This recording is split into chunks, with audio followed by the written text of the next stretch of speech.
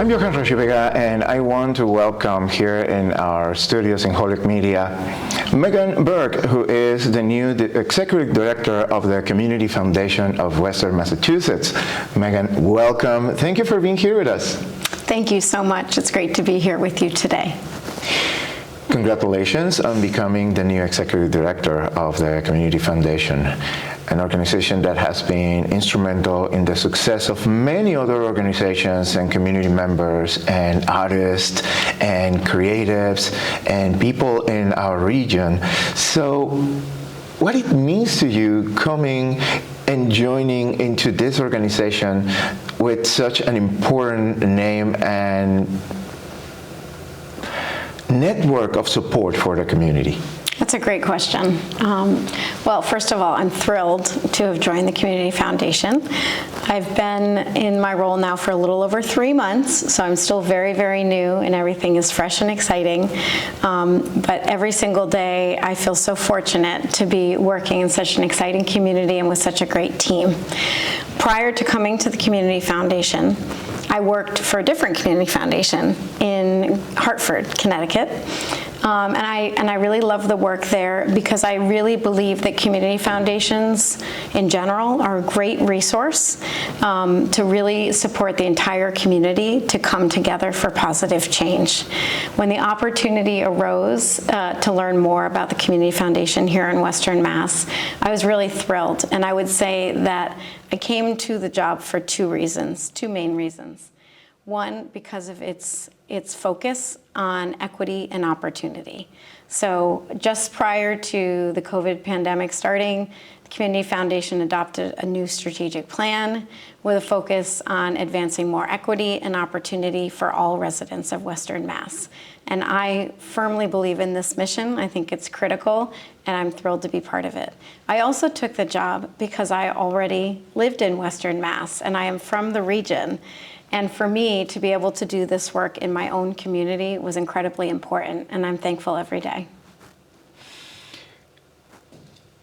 The experiences working with other organizations have led you to see what are the different values and opportunities, and also the achievements that different organizations do with the work that they are committed to do. What motivates you, based on those successes, to join the Community Foundation of Western Massachusetts? Do you mean specifically the organization supported through the Community Foundation of Western Mass? Mm-hmm. Okay, that's a great question. So what I see when I look at the amazing organizations that are working in this region is that there's incredibly dedicated people who recognize that there are residents of the region who have barriers to their own success that prevent them from reaching their full potential and contributing to our region.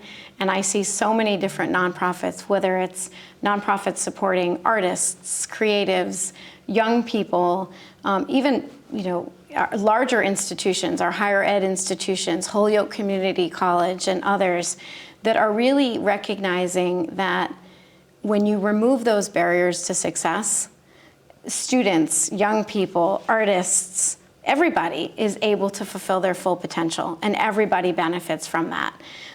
So that is the kind of work that we want to support at the Community Foundation, and it's really why I'm excited to be part of it.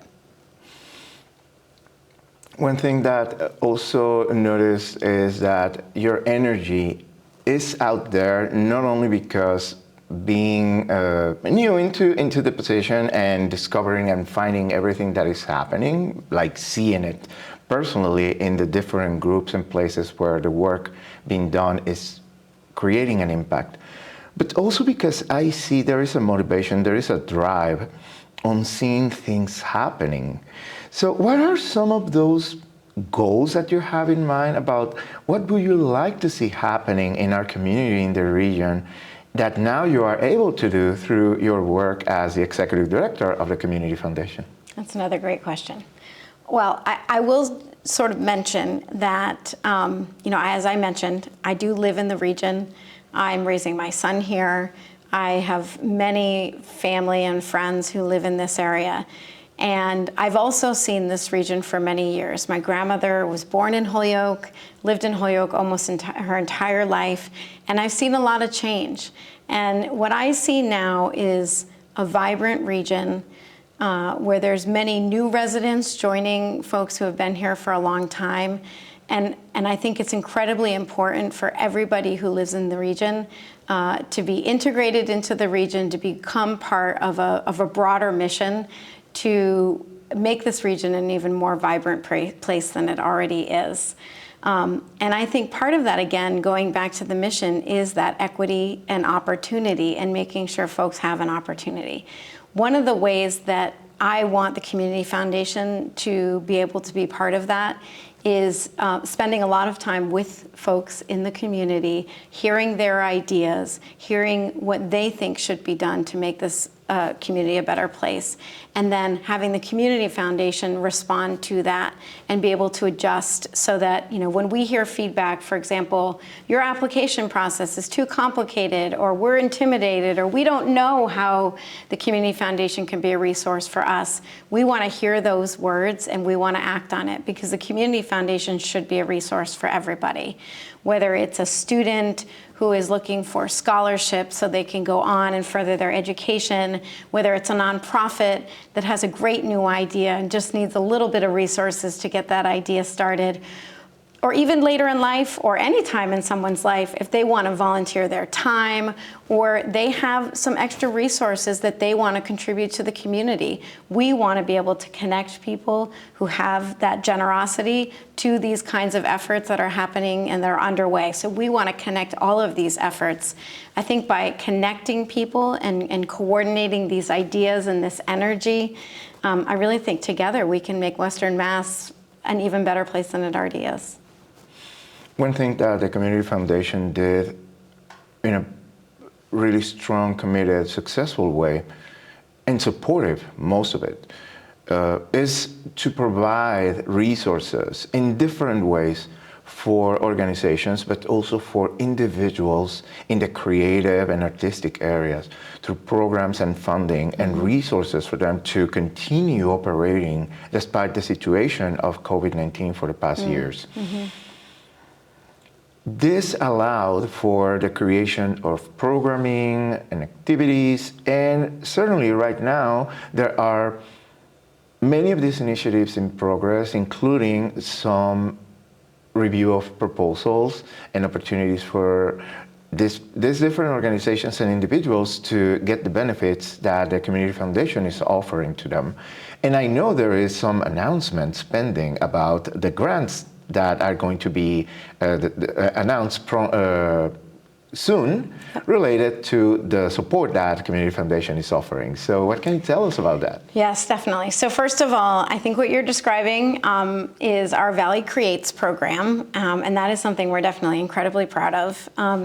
I would say for me, Valley Creates is one way we are demonstrating that the Community Foundation is doing things differently. And I will get back to that announcement. But I do want to make the point that through Valley Creates, which we started developing probably 6 or 7 years ago, we really spent a lot of time in the community talking with artists, talking with creatives, and really during that time, the COVID pandemic happened. We learned more about their needs and what would help them to be successful. And we totally changed how we do things. We enlisted community advisors who are from the artistic community that can help us both evaluate applications that come in, but also to help us think about the way we award our grants so that it works better for artists. And we started making grants to individual artists for the first time. And this is really new for the Community Foundation. It's something most community foundations are not doing and haven't really figured out how to do. And we're really enormously proud that we were able to do this because we knew it was the way to reach artists who aren't necessarily connected to an organization or some other kind of structure. And so many are not. They're often working individually in isolation. They're not necessarily aware of other resources that might be out there for them. So, we'd spend a lot of time thinking about how to do this and have it work in a way that would work better for artists. So in our most recent individual artists capacity grants program, I will say we were sort of blown away because I think we've done a great job of getting the word out there and really working with artists in the community to make sure they could tell their friends and their networks to help us get the word out. And we got over 100 applications. We have 20 slots. And so we know that we will not be able to make everybody happy, but we will be reaching out to folks who were successful towards the end of this month. So not very much longer, the end of May, everybody should know that they've gotten that award. Those grant awards will come with a range of other supports, some training, some workshops, connecting with one another, and all kinds of things to help artists, one, support their work, but also think about the business skills they might need to be able to continuously support their work. We're also looking into ways that we can create a platform for those artists so people can become aware of the work they're producing, whatever format that might be, whether it's spoken word, painting, performing. There's so many different artistic expressions, and we want to make sure that folks know where they can find that, where they can go and appreciate that work, and we can all be part of a community. Because we had so many applications, and we know we will have to disappoint some folks, we're really looking into new ways, different ways we can connect people. We're thinking about an alumni network of previous recipients who might be able to help us to reach out to other artists to serve as mentors or connectors. And of course, we will run the program again next year, so there will be other opportunities to get these grants. We've heard great feedback from this program, and this is something that we know we need to sustain because there is so much creativity in the Valley, and we want to make sure that we're there for artists. And we believe this truly benefits everybody by supporting the creative economy. It creates jobs, it creates vibrancy, and it really makes the Valley a better place for everybody. I appreciate that you mentioned there will be more opportunities for next year because, yes, the demand and the need is there. And now that it has caught attention and proven to be really helpful for many artists and creatives, I think it's beginning to show that the connections are important and to come together and to stay in touch, even if the opportunity of having a grant right now is not for them at this moment. But the dynamic happening is creating opportunities that otherwise there weren't there before, or they didn't have the access. And that in itself is helping to connect and to create something that could help and keep the momentum when the opportunity for next year comes for them to apply again. What are other initiatives or plans in order to continue supporting the artistic and creative community aside of the grants themselves? Yeah, that's a great question. And I will just quickly add, even within the grants itself, we have gotten such good feedback. We want to continue this for years. So while I know there will be another round next year, we can't commit too far out, but this is something we want to be able to sustain. And I was actually just at a conference last week where we gathered together with other community foundations in Massachusetts to really brainstorm around how can we all sustain this work for years to come, because we recognize that it is so vital. So what other opportunities are we developing for artists? That was your other question. We certainly continue to support arts organizations as well, and we know that creates opportunities for artists through our flexible funding grant opportunity, which happens in the fall.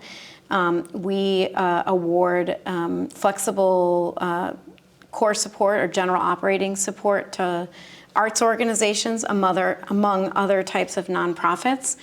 Since art is one of our priorities, we do have a preference for applications from arts organizations as well as some of our other priority areas, which I can talk about as well.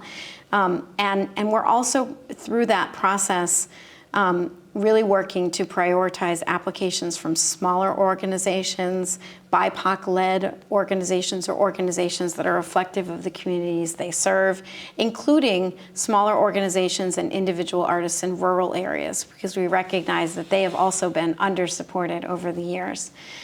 So that flexible funding grant opportunity actually opens on August 1st. And we'll be holding some information sessions, orientation sessions, open office hours over the summer so that nonprofits can learn more about that and figure out if it's a good opportunity for them.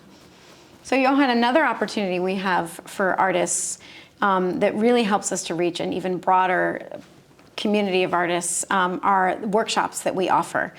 So artists don't have to necessarily be a grant recipient to be able to take advantage of some of the technical assistance and training opportunities that we have available.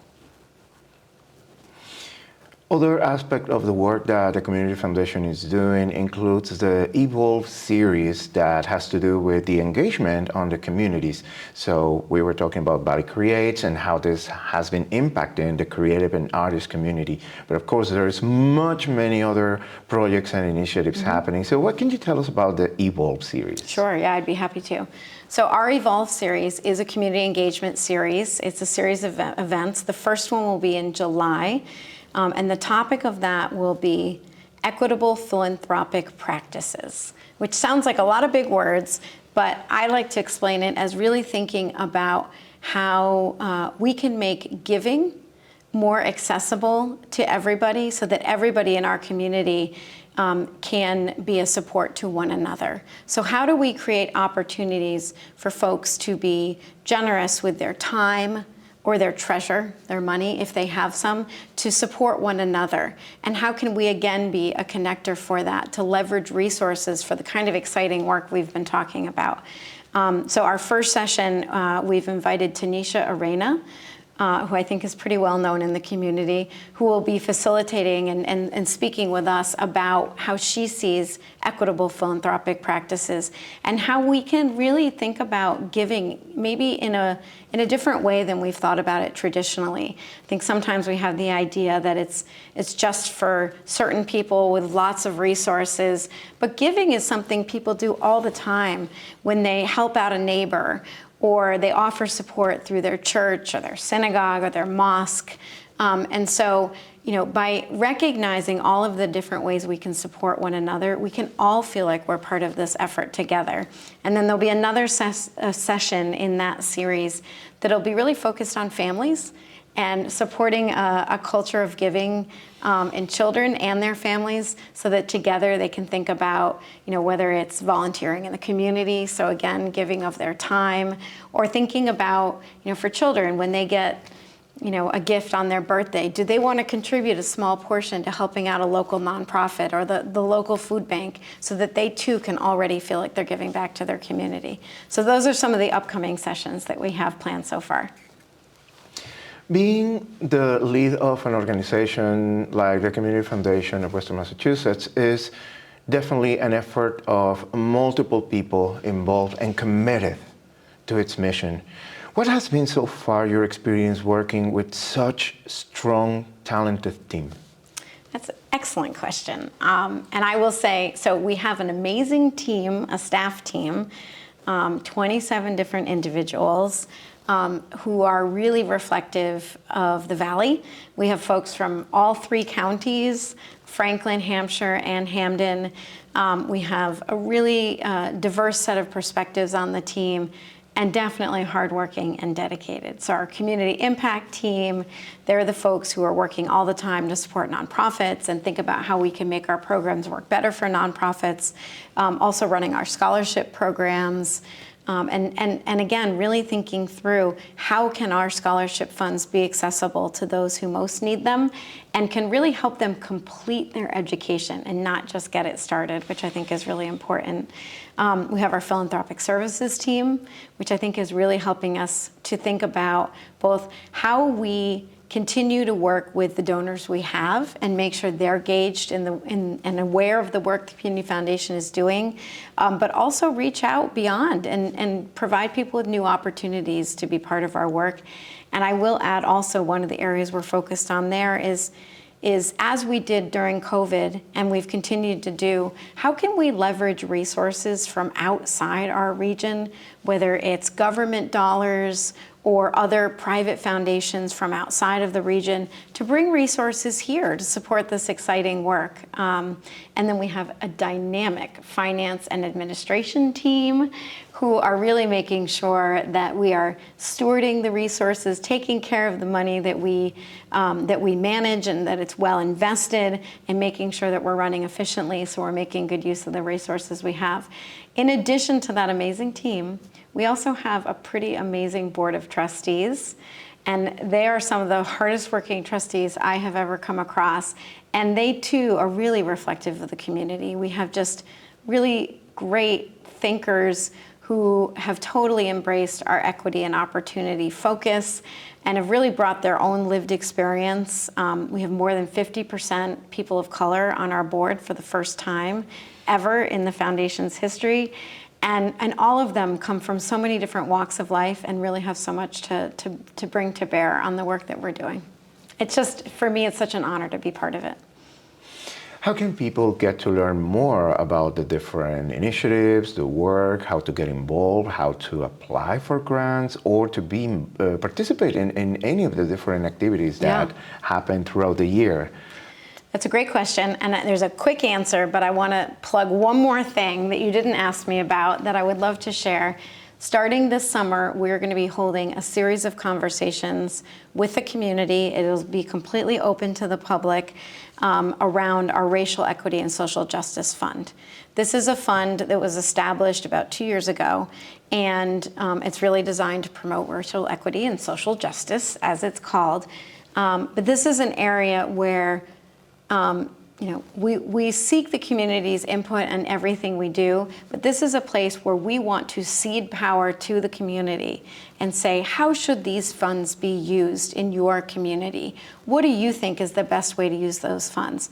And so we'll be using a series of conversations over the summer to really introduce the Community Foundation to folks who may not know we even exist. So we're going to start there to make sure everybody has an awareness of who we are and what we're doing, and then to start engage people in thinking about, would they like to be part of what sometimes is called participatory grant making, but really is, sort of a complicated way of saying, have them lead us to what the right solutions are for their community.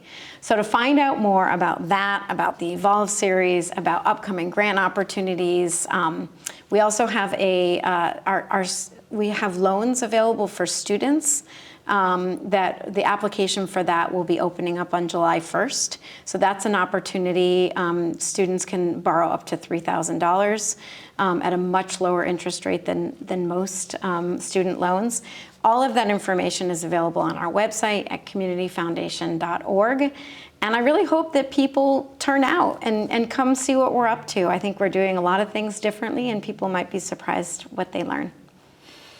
This is our conversation with Megan Burke, Executive Director of the Community Foundation of Western Massachusetts, who is joining us here, and a lot of new things. You as a new Executive Director of the organization, coming here to our new facilities in the downtown of the city of Holyoke, and I think this is a perfect synergy to continue doing work together for the benefit of the community. Thank you so much for your time, for your work. Is there anything else you would like to add? Wow, well, thank you, Johan. This has been a great conversation. It's exciting to be here at Holyoke Media. I feel so fortunate to see the new space, a sneak preview before it's even open to the public. I'm excited to get the word out to people in Holyoke and beyond. I think there's a lot of amazing things happening, and I'm excited for people to learn about them. So thanks for having me.